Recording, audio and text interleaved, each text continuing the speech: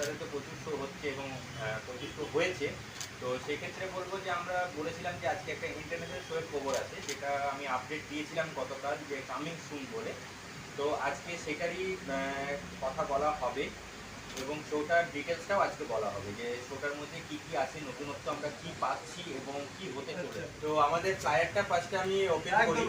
ফ্লায়ারটা open করলে আমরা প্রত্যেকে অনেক কোশ্চেন আমাদের মধ্যে থাকবে, কেন যে ফ্লায়ারটা আমি বানিয়েছি বা যে অনুষ্ঠানটা আমি করতে চলেছি, আমরা প্রত্যেকেই আমাদের ওই পারেও যারা আছে তারাও আমার সহযোগিতার মধ্যে আছে, কারণ এই টিমটা নিয়ে আমি এর আগেও কাজ করেছি। আর সত্যি কথা বলতে যে টিমটা আমি প্রথম থেকেই কাজ করছি সেই টিমটা নিয়ে এখনো কাজ করে আসছি, মানে আমি টিমটা চেঞ্জ করিনি, কেন এই টিমটা আমাকে সেই সময় হাত ধরেছে যে সময় আমি কিছু ছিলাম না, এখন স্টার্টিং থেকে। তো এই টিমটা আমার কাছে অনেকটা প্রিয়। তো ফার্স্টে আমি আমার ফ্লায়ারটা ওপেন করি।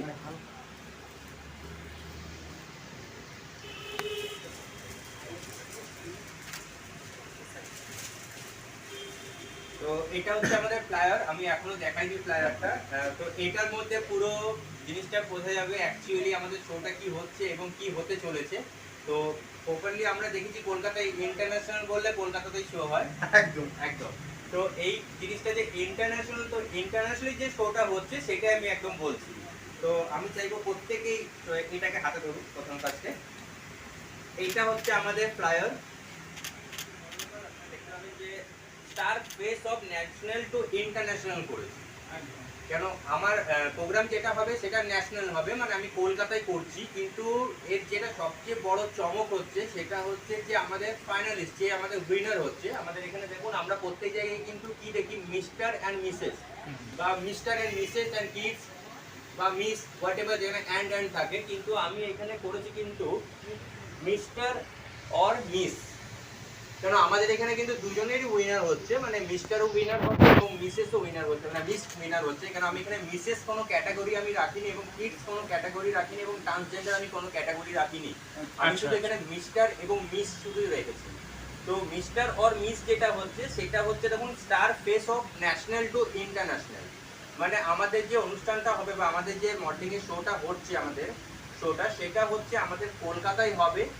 এবং যারা দুজন ফাইনালিস্ট হচ্ছে আমাদের, মানে মিস্টার এবং মিস, দুজনের তরফ থেকে আমাদের দুজন হচ্ছে, তো তাদের মধ্যে থেকে একটা কম্পিটিশন করানো হবে এবং সেই কম্পিটিশনটাই যে উইনার হবে তো তাকে আমরা ইন্টারন্যাশনাল নিয়ে যাচ্ছি। ইন্টারন্যাশনাল মানে কিন্তু ইন্টারন্যাশনাল, মানে আউট অফ ইন্ডিয়া। তো দুটো প্লেস আমরা এখনো পর্যন্ত ডিসাইড করেছি, সেই দুটো প্লেস হচ্ছে আমাদের, একটা হচ্ছে থাইল্যান্ড আর আরেকটা হচ্ছে মালয়েশিয়া। তো এখনো আমরা ফাইনাল কিছু করিনি যে থাইল্যান্ড যাচ্ছি বা মালয়েশিয়া যাচ্ছি, কিন্তু হ্যাঁ এটা শিওর যে ইন্টারন্যাশনাল যাচ্ছি থাইল্যান্ড আর মালয়েশিয়া। এই দুটোই নাম কেন, আর কোনো অন্য কান্ট্রি কেন প্ল্যান করবেন?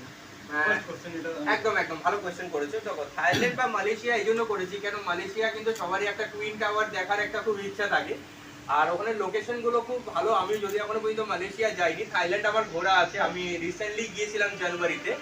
তো যদি থাইল্যান্ডে আমরা যাই তাহলে থাইল্যান্ডে আমার যেটা ইচ্ছা আছে সেটা হচ্ছে যে ওখানে একটা করবি আইল্যান্ড আছে যেখানে কাহুনা ফেয়ারের শ্যুটটা হয়েছিল, আমরা প্রত্যেকে জানি। তো সেইখানে কিছুটা ফটোশুট আমি করব।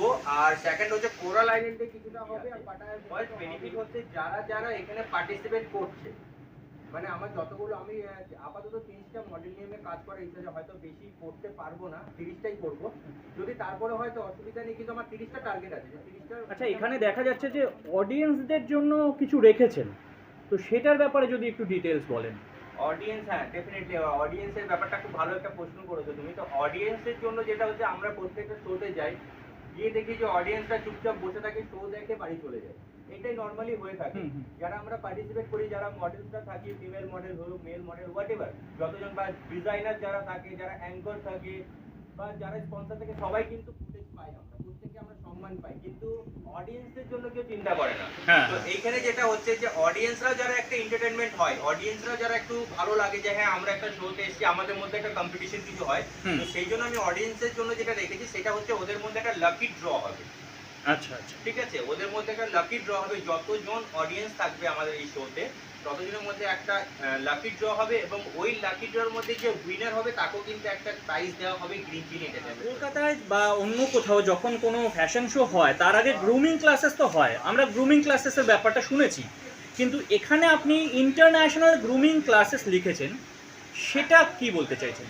ইন্টারন্যাশনাল গ্রুমিং ক্লাসেস বলতে আমি তোমাকে বলছি, প্রথমত হচ্ছে গ্রুমিং ক্লাস। দেখো গ্রুমিং ক্লাস আমরাও করেছি, আমরা এখানে প্রত্যেকেই বসে আছি, তারাও প্রত্যেকে আমরা গ্রুমিং ক্লাস অ্যাটেন্ড করে থাকি। কিন্তু ইন্টারন্যাশনাল গ্রুমিং ক্লাসটা কি হয়, যে গ্রুমিং ক্লাস মানে এটা নয় যে আমি একটা রানওয়ের ওপরে কিভাবে হাঁটলাম, বা আমি রানওয়ের ওপরে হেঁটে চলে এলাম, কথা বললাম, ইন্ট্রো দিলাম, চলে এলাম, বা আমি উইনার হলাম, প্রাইজ নিলাম, চলে এলাম, এটা কিন্তু গ্রুমিং নয়, যেটা আমার মনে হয়। কেন এখানে আমাদের কলকাতায় প্রচুর গ্রুমার আছে এবং প্রত্যেকে কিন্তু ভালো গ্রুমার, প্রত্যেকে কিন্তু ভালো গ্রুমিং করে, প্রত্যেকে নিজের জায়গায় কিন্তু সঠিক।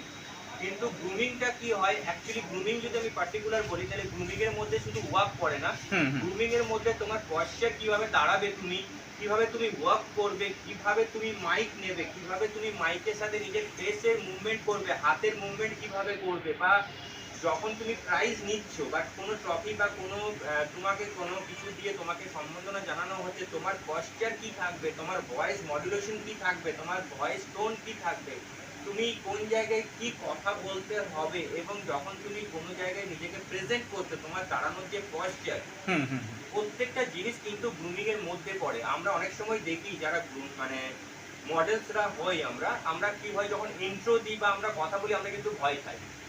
যেটা সবার প্রথম আমাদের মধ্যে আমরা কিন্তু নোটিস করেছি, আমরা প্রত্যেকে কিন্তু র্যাম্পের উপর হেঁটে দিই, আমরা প্রত্যেকে কিন্তু সবকিছু করে দিই, কিন্তু যখন মাইক দেয় হাতে তখন কিন্তু কথা বলতে পারি না।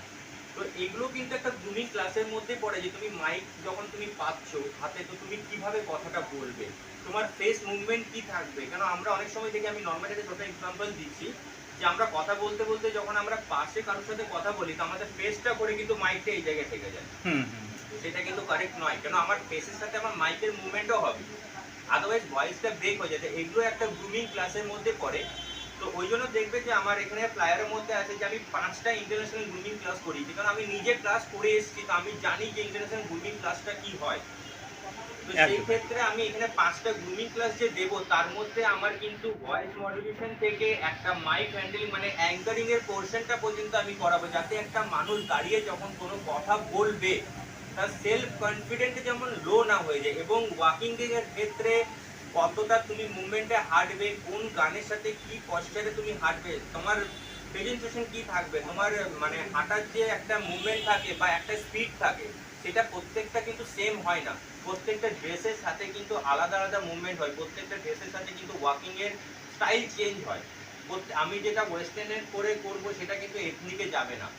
তো সেই প্রত্যেকটা জিনিস আমাদের ধরে ধরে শেখানো হবে। হ্যাঁ, আমি এটুকু বলতে পারি যে এখানে অনেক তো শো করেছেন আপনারা, তো যারা যারা শো করেছেন তারা হয়তো অবশ্যই জানবেন, যারা নিউ কামার তাদেরও ইচ্ছা আছে আমি শো করব, এই শোটা করে দেখুন। এইটুকু বলতে পারি, এখানে যে আমি গ্রুমিং ক্লাসটা করাবো, আমি অবশ্যই একা করাবো না, আমার সাথে অনেকজনই আছে যারা গ্রুমিং করাবে, অনেকে আজকে আসতে পারেননি তাদের কাজের জন্য, কিন্তু যে গ্রুমিং ক্লাসটা আমি করাবো আপনাদের, এখান থেকে যখন ওরা বেরিয়ে যাবে, এইটুকু বলতে পারি নেক্সট কোনো যখন শোতে যাবে, তাদেরকে যখন সে দাঁড়িয়ে যখন কোনো স্টেজে কথা বলবে না, তাকে দেখে বলতে হবে যে হ্যাঁ সত্যি সে প্রপার গ্রুমিংটা পেয়েছে, এটুকু আমি বলতে পারি।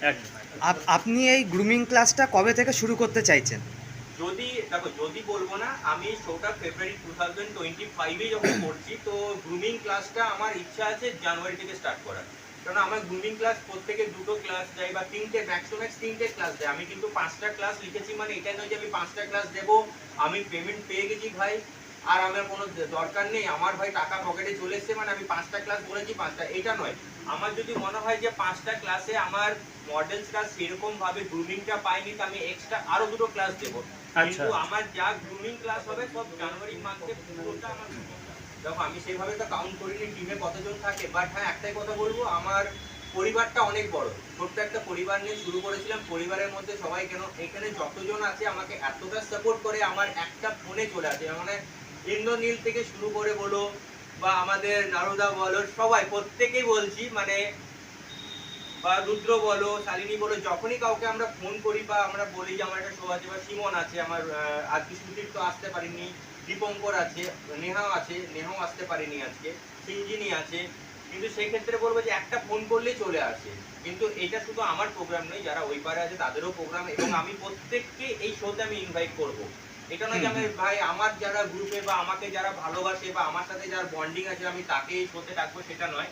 আমি মডেলিং ইন্ডাস্ট্রি পুরো পরিবারকে আমি ইন্টারন্যাশনাল লেভেলের আমি করে এসেছি। হুম, তা মনে হয় না তাকে আর সেরকম ভাবে স্ট্রাগল করতে হবে, কেন তার একটা প্রোফাইলের দাম হবে, কেন এটা আমি রিয়েলাইজ করেছি এবং এটা আমি পারছি রিয়েলাইজ। কেন আমি বলছি আমার এখানে তো হয়তো আমি 1 মাস গ্রুমিং করাবো, আমি নিজে ইন্টারন্যাশনাল শোয়ের জন্য আমি 3.5 মাস মতন আমি গ্রুমিং করেছি।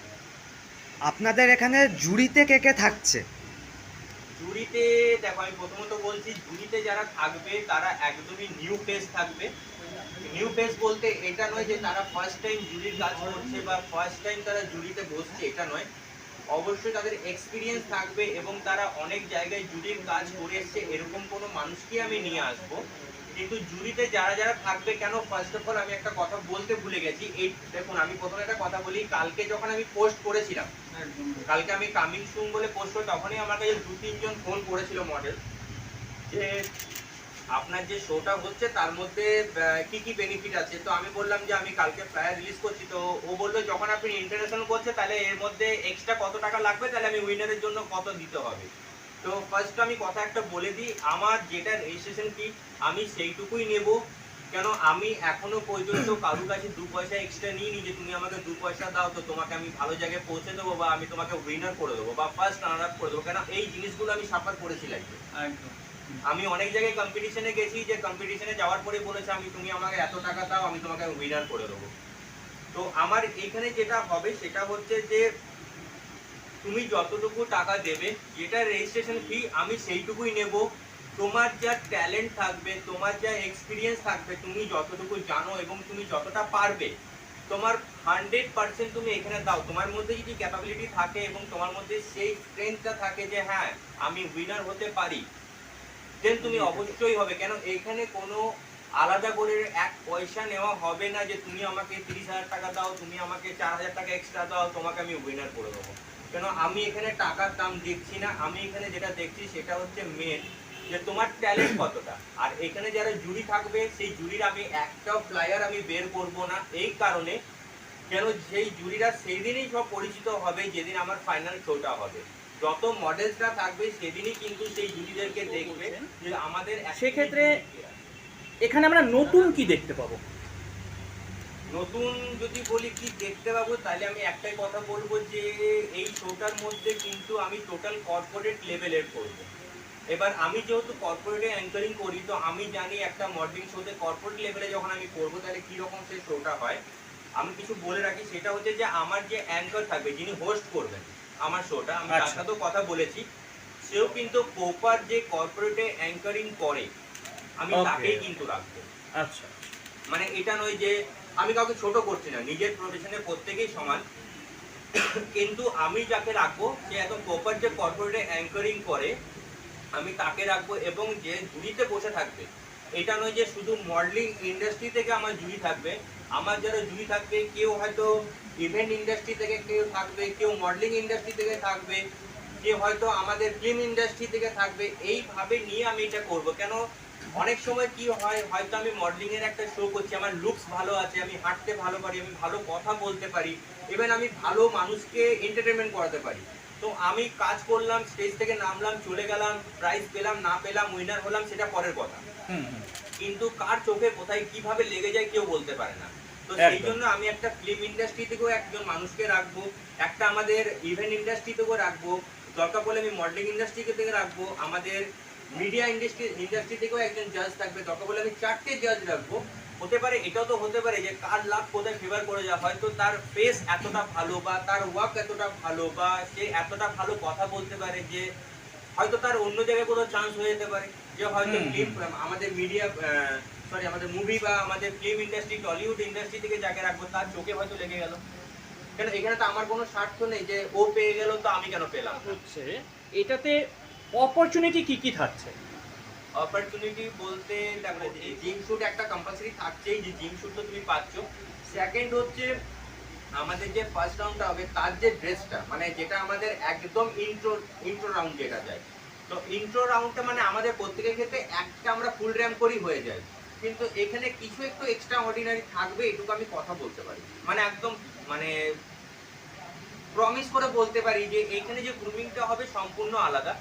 এবং ফার্স্ট রাউন্ড থেকে লাস্ট রাউন্ড পর্যন্ত মানুষ বুঝতে পারবে যে এখানে সত্যি অনেক শো দেখলাম, একটু এক্সট্রা অর্ডিনারি কিছু দেখলাম এখানে। তো এখানে ফার্স্ট হচ্ছে একটা শুট আমি পাচ্ছি, সেকেন্ড হচ্ছে একটা ইন্টারন্যাশনাল শুট তো পাচ্ছি যে উইনার হবে, এবং উইনারের ক্ষেত্রে আমরা দুজনকে পাচ্ছি, প্রথমে মিস্টার এবং মিস দুজনকে পাচ্ছি। তো দুজনের মধ্যে যে কম্পিটিশনটা হবে সেটা অবশ্যই যে কম্পিটিশনটা হবে সেটা আমি কখনো বলবো না যে জুরিকে দিয়ে করাবো বা আমি ডিসাইড করব বা আমার টিম মেম্বাররা ডিসাইড করবে যে এই দুজনের মধ্যে ভালো কে করেছে। লাস্টে যে ডিসিশনটা হবে, লাস্টে যে ডিসিশনটা হবে সেই ডিসিশনটা কিন্তু এখানে আমি কিন্তু অডিয়েন্সকেও ইনভলভ করব। কেন আমি প্রত্যেকটা শোতে দেখি যে উইনার হলে ফার্স্টে কিন্তু আমাদের অডিয়েন্সের অবজেকশন থাকে যে এর থেকে বেটার ও ছিল, ওর থেকে বেটার এ ছিল, এখানে এই শোটা ভালো হয়নি বা এখানে এই ছেলেটা বেটার করেছে বা এই ফিমেল মডেলটা বেটার করেছে। তো সেই ক্ষেত্রে যে লাস্ট রাউন্ডে হবে এবং যে ইন্টারন্যাশনাল ট্রিপটা জিতবে তো তাকেও কিন্তু তার মধ্যেও কিন্তু অডিয়েন্সেরও কিন্তু ভোটিং থাকবে, এটা আমার প্ল্যান আপ আছে। সেকেন্ড হচ্ছে আমাদের তাহলে ডিজাইনার ড্রেস থাকছেই। সেকেন্ড হচ্ছে দেখুন প্রত্যেক জায়গায় আমরা দেখি যে ফিমেল মডেলকে ক্রাউন দেওয়া হয় কিন্তু মেল মডেলকে ক্রাউন দেওয়া হয় না। তো আমার যে শোটা হচ্ছে আমি ফ্লায়ারটা দেখলে বুঝতে পারবেন যে ফ্লায়ারের মধ্যে কিন্তু আমি মেনশন করে দিয়েছি যে মেল মডেলকেও কিন্তু আমরা ক্রাউনই দেব। ওকে, তো একটা লাস্টের দিকে যদি আমরা যাই, একটা কোশ্চেন করবো। আমরা সবাই জানি কোথাও শুট হয়ে গেলে যারা মডেল নিজের খরচায় যায় করেনি, আচ্ছা। এখান থেকে তোমার ওরা হয়তো না অন্য আর এই শোটায় যে উইনার হবে হুম। মেল হোক ফিমেল হোক হোয়াট এভার, যার ট্যালেন্ট থাকবে না, সে এখানে হবে। যা যা সিলেক্ট আপনি যে বলবেন 30 মডেল সিলেক্টেড হচ্ছে। 30 মডেল যারা সিলেক্টেড হচ্ছে হুম। তাদের শোটা কলকাতায় হচ্ছে। আচ্ছা। ওকে, কলকাতায় 30টা মডেল যখন সিলেক্ট হয়ে গেল আমার, তারপরে শোটা কমপ্লিট হলো। শোটা কমপ্লিট হওয়ার পর আমরা একটা মেল মডেলকে এবং একটা ফিমেল মডেলকে পাচ্ছি অ্যাজ দ্য উইনার।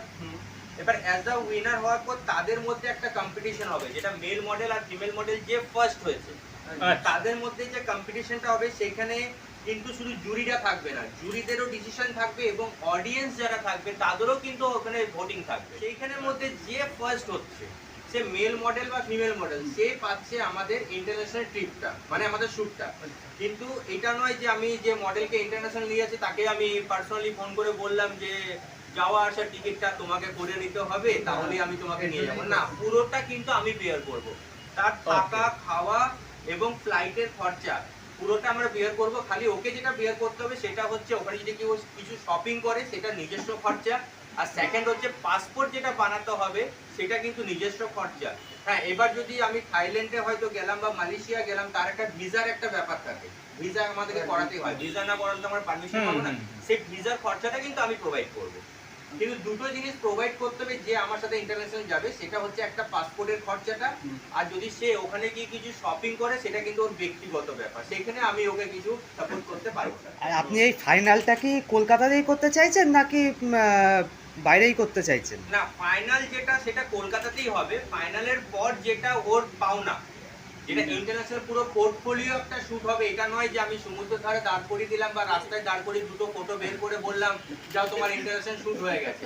আমার একটা পোর্টফোলিও শুট মানে ম্যাক্স টু ম্যাক্স ওর 15খানা বা 12খানা ফটো থাকবে। তো আমি প্রপার ওর মানে ড্রেসও কিন্তু আমি প্রোভাইড করবো ওখানে, এ টু জেড, মেকআপ হোক, ড্রেস হোক, বা ওর প্রপার যে শ্যুটটা হবে তার 12 থেকে 15খানা যে ফটো বেরোবো ফুল এডিটিং করে আমি একটা পোর্টফোলিও বানিয়ে ওর হাতে দেবো। পুরোটা আমার 31st নাইট যেটা হবে, আমার এখানে যে যে মডেলগুলো থাকবে তাদেরকে নিয়েই কিন্তু আমি 31st নাইট করব এবং সেটা পেড শ্যুট দেবো আমি। মানে তারা কিন্তু আমার এখানে কাজ করার আগে পেড শ্যুট পেয়ে যাচ্ছে। এটা হচ্ছে সেকেন্ড। থার্ড হচ্ছে যে আমাদের এখানে যতগুলো মডেল থাকবে, সে 30 জন থাকুক, 40 জন থাকুক, যতজন থাকুক, প্রত্যেককে কিন্তু গ্রিন চিলি এন্টারটেনমেন্টের তরফ থেকে একটা করে গিফট দেওয়া হবে, যেটা সারপ্রাইজ গিফট হবে এবং ওটা প্রত্যেকটা মডেলই পাবে। এটা নয় যে আমার টপ 10 বা টপ 9 বা টপ 8 হলো, 30 জনই সারপ্রাইজ গিফট পাচ্ছে, জিম শুট প্রত্যেকে পাচ্ছে এবং যতজন পার্টিসিপেট থাকছে তারা কিন্তু আমার এখানে প্রোগ্রাম করার আগে আমার 31st নাইট তো হতেই থাকে প্রত্যেকজন। গত বছরও সাপুরজিতে করেছিলাম, এই মডেল নিয়ে আমি কাজ করেছিলাম, এরা সবাই ছিল। শালিনী মনে গত বছর ছিলিস না আমার সাথে? না, রুদ্র কাজটা ছিল, এও ছিল, আমিও ছিলাম, আমিও পার্টিসিপেট মানে আমি সেই জায়গায় করতে পারিনি যেহেতু অর্গানাইজ আমি করেছিলাম। তো ওই শোটাতেও কিন্তু এই মডেলগুলোকে আমি ফার্স্টেই বলে দিচ্ছি যে মডেলগুলো অলরেডি আমার কাজ করে, মানে যারা আমার ব্র্যান্ড শ্যুট করেছে বা আমার 31st কাজ করেছে, আমার এর আগে দুটো ব্র্যান্ড শ্যুট হয়েছে, একটা অরিফ্লেম একটা চায়গারাম, আর এছাড়া আমি 31st-এরও কাজ করেছি যেটা আমার ইভেন্টে কাজ হয়েছে। তো সেই মডেলগুলো কিন্তু এখানে পার্টিসিপেট করছে না এই কারণে, কেন আমি এই শোটা পুরো অনেস্টলি করতে চাই। হ্যাঁ, অনেকে হতে পারে কি যারা কাজ করছে বলেছে ওখানে হ্যাঁ, মানে আমি এটা চাই না যেন মানুষ এটা বলুক যে আচ্ছা এর পরিচিত মডেল এ কাজ করে মানে এই তো উইনার হবে, আচ্ছা এটা না, মানে যা হবে টোটাল ফেয়ার হবে এবং যেটা হবে নিজের ট্যালেন্টের উপরে হবে। আচ্ছা রুদ্র, এবার তুই কি বলতে চাইছিস বল। নমস্কার, আমি রুদ্র। তো তোমরা তো শুনলে গ্রিন চিলির পক্ষ থেকে একটা গ্র্যান্ড শো আসছে, যেটা হচ্ছে আমাদের ফেব্রুয়ারিতে 2025।